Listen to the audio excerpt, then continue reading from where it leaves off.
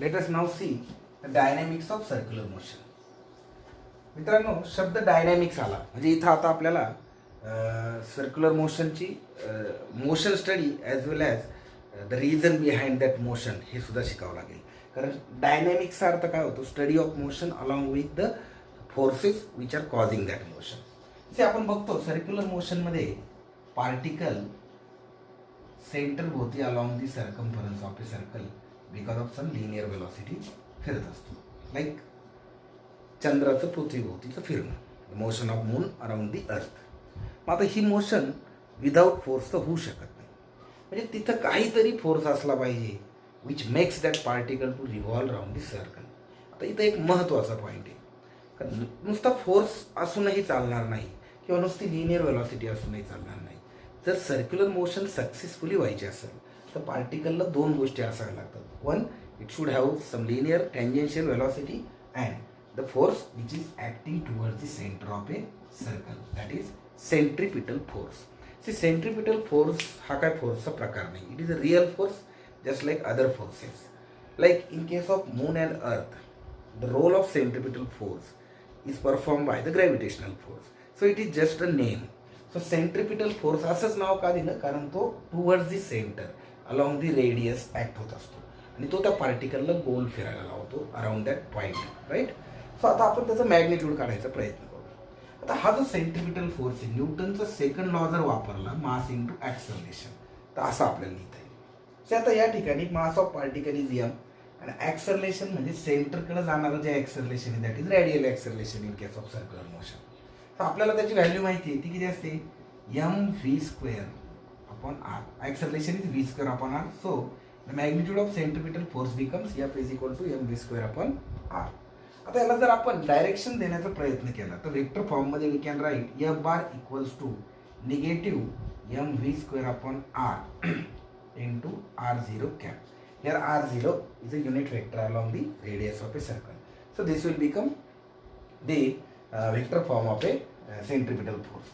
आता इथं negative sine का आलं वेक्टर फॉर्ममध्ये? त्याचं कारण सिंपल आहे. रेडियस वेक्टरची डायरेक्शन ही away from the centre along the radius आणि अवे फ्रॉम दी सेंटर असते, whereas centripetal force acts along the radius towards the centre आणि त्यामुळे तिथे निगेटिव्ह डायरेक्शन आली. आता ह्या सेंट्रिपिटल फोर्सबद्दल आपल्याला जर थोडक्यात सगळी माहिती जर पाहिजे असेल, एक बोर्डाच्या प्रश्नाच्या पॉईंट ऑफ व्ह्यूने आणि सीईटीच्या प्रश्नाच्या पॉईंट ऑफ व्ह्यूने, तर पहिली गोष्ट, हा एक रिअल फोर्स असतो. That means it obeys all the laws given by the Newton for the motion, right. Secondly, हा force it always acts along the radius of a circle. Its direction is towards the centre of a circle. Then it does no work. सगळ्यात महत्त्वाचा point, centripetal force कुठलंही कार्य करत नाही, कुठलंही work करत नाही. थोडक्यात work done by the centripetal force is zero. का? सी, वर्क डनचा फॉर्म्युला आपण काय बघितलेला आहे? Work done is equal to force into displacement. Work done म्हणजे काय? Force into displacement, right. आता इथं फोर्स सेंट्रिपिटल फोर्स आहे. फोर्स काय आहे? सेंट्रिपिटल फोर्स आहे. आणि डिस्प्लेसमेंट जर आपण थोड्या वेळाकरता गृहीत धरलं तर डिस्प्लेसमेंट हे त्या व्हेलॉसिटीच्या डायरेक्शनने असणार आहे, जिथे ज्या डायरेक्शनने टेंजेन्शियली तो पार्टिकल जर आपण सर्क्युलर मोशन ब्रेक केली तर मूव्ह होणार आहे. म्हणजे हे दोघं इथं काय आले? परपेंडिक्युलर. आता आपण जर थोडंसं जुनं नॉलेज जर आठवलं तर it is actually dot product of these two physical quantity which is F D cos theta. आता अँगल थिटा 90 म्हणजे कॉस थिटा 0 झाला, म्हणजेच work done bye centripetal force is 0. So this is about centripetal force. आता circular मोशनमध्ये आणखी एक force येत असतो आणि तो फोर्स म्हणजे सेंट्रिफ्युगल फोर्स. सी, हा एक महत्त्वाचा पॉईंट आहे. सर्क्युलर मोशन सुरू झाल्यानंतर तिथे एक इमिजिएटली एक फोर्स तयार होतो, जो फोर्स त्या बॉडीला अवे फ्रॉम दी सेंटर फेकण्याचा प्रयत्न करतो. Now as long as these two forces are balance, the body remains on the circle and it completes the circular motion. पण जर इन केस जर सेंट्रिफ्युगल फोर्स जादा झाला तर body may be throw out of that circle. असं होतं ज्यावेळेस आपण सर्क्युलर मोशन पार्टली करतो, लाईक एखादं vehicle along the curve road move होत आहे, तर त्यावेळेस त्याच्यावर ॲक्ट होणारा सेंट्रिपिटल फोर्स आणि सेंट्रिफ्युगल फोर्स जर बॅलन्स असेल तर तो कर्व सक्सेसफुली कंप्लीट होतो. अदरवाईज जर सेंट्रिफ्युगल फोर्स जादा झाला तर तो कर्वपासून लांब फेकले जाण्याचे चान्सेस असतात. मग हा सेंट्रिफ्युगल फोर्स म्हणजे नेमके काय? सो हा सुद्धा along the radius but away from the centre act होत असतो. मग आपण इथे शब्द वापरतो सेंट्रीफ्युगल फोर्स. आता याचा जर फिजिक्स माहिती करून घ्यायचा असेल तर it is non real force, it is pseudo force. Means याला न्यूटनच्या इनर्शियल रेफरन्समध्ये नाही बसवता येत. याचं एक्झॅक्ट ओरिजिन आपल्याला सापडत नाही, कारण हा मोशन सुरू झाल्यानंतर दिसतो. जर सडनली मोशन स्टॉप झाली तर सेंट्रीफ्युगल फोर्स गायब होतो. ठीक आहे. मग त्याला आपण स्युडो फोर्स असं टर्म वापरलेली. So considering it in an inertial frame we can find out its magnitude and direction. आणि त्यासाठी आपण तसं जर आपण एक्सपेरिमेंटली जर त्याची व्हॅल्यू कॅल्क्युलेट केली तर it comes to F is equal to M V square upon R or again M R omega square. म्हणजेच याचं मॅग्निट्यूड हे सेम असतं as that of centripetal force. ठीक आहे. आणि डायरेक्शन कशी असते याची, it acts away from the centre whereas centripetal force acts towards the centre. That is one thing. Again, as it is a pseudo force, it is non-real force. It doesn't obey Newton's laws of motion. Its existence comes into picture only when there is a motion of a particle. Otherwise, तो आपल्याला तिथे दिसणार नाही. That is one thing about centrifugal force. There are so many examples of centrifugal force. In fact, सायन्सची जी next step असते, means on the basis of the concept of science, ज्यावेळेस आपण वस्तू डेव्हलप करायला लागतो त्याला आपण इंजिनिअरिंग म्हणतो, टेक्नॉलॉजी म्हणतो. तर तिथं बेसिकली आपण सेंट्रिफ्युगल फोर्सचा वापर करतो. आपल्या घरात मिक्सर ग्राइंडर असेल, त्यानंतर वॉशिंग मशीन असेल, तिथे सर्व ठिकाणी सेंट्रिफ्युगल फोर्सचं ॲप्लिकेशन आहे. आणखी एक महत्त्वाचं उदाहरण, we can see the blood bank centrifuge, then centrifugal governor. So there are so many examples where in centrifugal force concept is use. आता या दोन्ही फोर्सेसमध्ये आपण थोडक्यात कंपॅरिझन करू. सी, दोन्ही फोर्सचे मॅग्निट्यूड इक्वल, दोन्ही फोर्सचे मॅग्निट्यूड कसे आहेत, इक्वल आहेत, but directions are opposite. It doesn't mean they are see though they are equal and opposite but they don't follow Newton's third law. See इथे एक MCQ विचारतात, हे दोघं मिळून ॲक्शन रिॲक्शन पेअर तयार करत नाही. का नाही करत, त्याचं कारण हे एकाच बॉडीवर ॲक्ट होतात. न्यूटनच्या तिसऱ्या नियमाची थर्ड लॉची रिक्वायरमेंट काय आहे, that forces should act on different bodies. Like आपण बोर्डवर जर पुश करतोय तर आपल्या हाताचा फोर्स बोर्डवर पडलेला आहे आणि बोर्डची रिॲक्शन आपल्या हातावर आहे. तर ह्या केसमध्ये थर्ड लॉ ओबे होतो. परंतु ह्या ठिकाणी सेंट्रिपिटल फोर्स आणि सेंट्रिफ्युगल फोर्स दोन्ही एकाच बॉडीवर ॲक्ट होतात विरुद्ध दिशेने. त्यामुळे इथे ॲक्शन रिॲक्शन पेअर तयार होणार नाही. त्यात एक फोर्स रिअल आणि एक शुडो फोर्स आहे. त्यामुळे इथे न्यूटनच्या तिसऱ्या नियमाचा काही विषय येत नाही. So they doesn't follow Newton's third law of motion. And again the displacement of particle doesn't take place here, right? So, comparison. So, centripetal force is a real force, centrifugal force is a pseudo force. Centripetal force obeys Newton's law, centrifugal force doesn't obey Newton's law.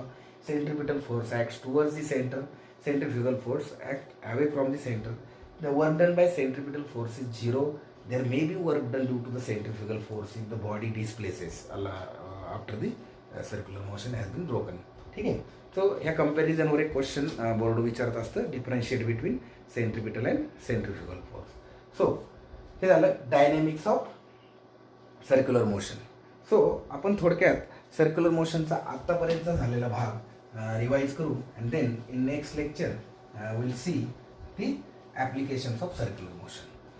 So मित्रांनो, आपण rotational dynamics chapter शिकतोय, ज्यामध्ये दोन पार्टमध्ये हा chapter दिलेला आहे. एक सर्क्युलर मोशन आणि दुसरा rotational motion.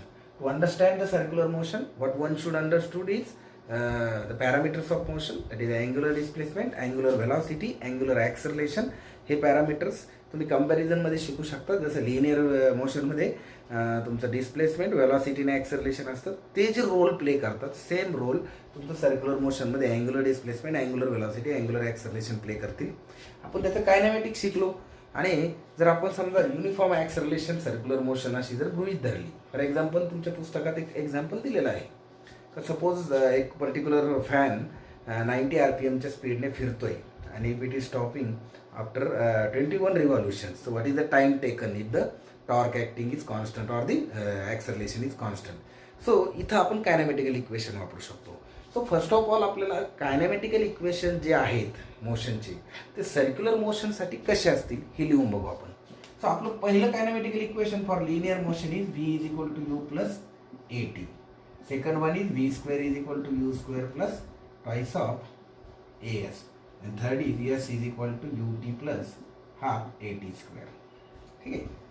So here v is final velocity, u is initial velocity, E is acceleration, t is time taken, s is displacement of particle. Now in circular motion, let omega 2, omega be the final velocity, omega 0 be the initial velocity, alpha be the acceleration, and t is time taken. So this will become first kinematical equation. Omega is equal to omega 0 plus alpha t. Then second equation will become omega square is equal to omega 0 square plus twice of alpha theta. Now here the displacement is yes. Here the displacement is angular displacement, that is why it is theta. And finally we can write theta is equal to omega 0 t plus 1 half alpha into t square. So these are now kinematical equations for circular motion. Now by using these equations you can solve various numerical. So ह्या इक्वेशनच्या बेसिसवर mainly CETs किंवा entrance एक्झाममध्ये problem विचारतात. दिलेल्या कंडिशनमध्ये आपल्याला हे आयडेंटिफाय करायचं असतं की ॲक्सलरेशन इज कॉन्स्टंट, आणि मग इनिशियल आणि फायनल टर्म्स आयडेंटिफाय करून you can always solve the numerical based on the kinematical equation. So this is about circular motion. आता यामध्ये बोर्डाचे प्रश्न जर बघितले, गेल्या वर्षीच्या सिलेबसमध्ये आणि नवीन सिलेबसमध्ये फरक बघितला तर डेरिवेशन्स त्यांनी टाळलेले आहेत. त्यामुळं mostly there will not be question based on the derivation. So short answer questions mainly येतील. तर basically definition of circular motion, types of circular motion like uniform circular motion, non uniform circular motion.